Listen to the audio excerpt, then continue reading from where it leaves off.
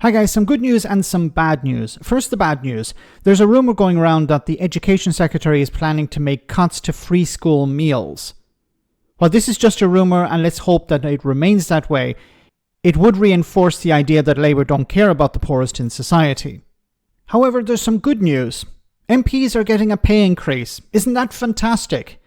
So they will now be on about £95,000 a year, which along with their accommodation, travel and food benefits should help them deal with the cost of living crisis a little better.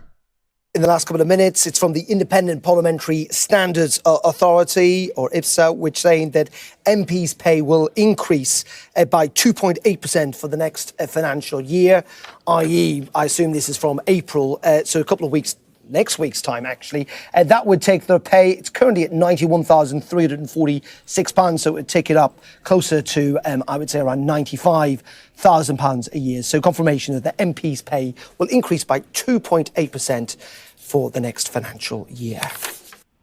Isn't that wonderful news? Wonderful news. MPs are going to get a pay increase while people are struggling with the cost of living crisis. Now, look, I'm not against the idea of members of parliament, politicians getting a pay increase. But why can't it be linked to performance? Why can't it be linked to things that are tangible benefits for ordinary people? For example, if politicians said, look, what we're going to do is we're going to link our pay to the growth in the economy. So if the economy grows by 3%, politicians get a 3% pay increase. If they link it to social issues, for example, reduction in homelessness. If they eliminate homelessness, they get a pay increase. If they build a certain number of houses, they get a pay increase. Wouldn't that be better than just having this standard MPs get a pay increase no matter what they do? Because the public are not happy with their politicians. They're not happy with MPs. They would like to see them do something.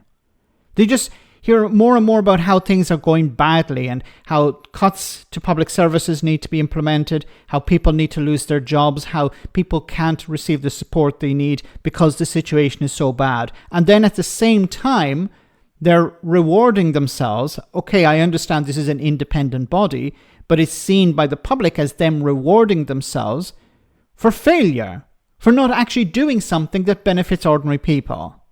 Why can't it be linked? Why can't this pay increase be linked to performance? The country does better, politicians earn more. The country does worse, politicians don't receive a bonus, don't receive any extra money. Why isn't it like that? There would be an incentive for politicians to deal with issues like housing, poverty, crime, if their pay was linked to that. And you would also have another impact. You would have politicians from other parties supporting positive policies, because at the moment many MPs vote according to party lines. So if a good policy is presented, many MPs will vote against it because their party is against that.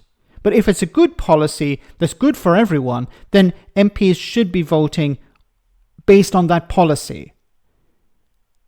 And then they benefit from it because they see, well, all of our pay will increase if the government succeeds in dealing with the problems in society.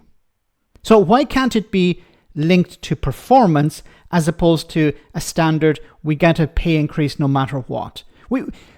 Politicians, especially on the right, talk about, well, we need to be looking at the private sector. Well, if you don't succeed, if you're not meeting your goals in the private sector, you don't get a bonus. So why can't it be the same then if that's the way you want to go?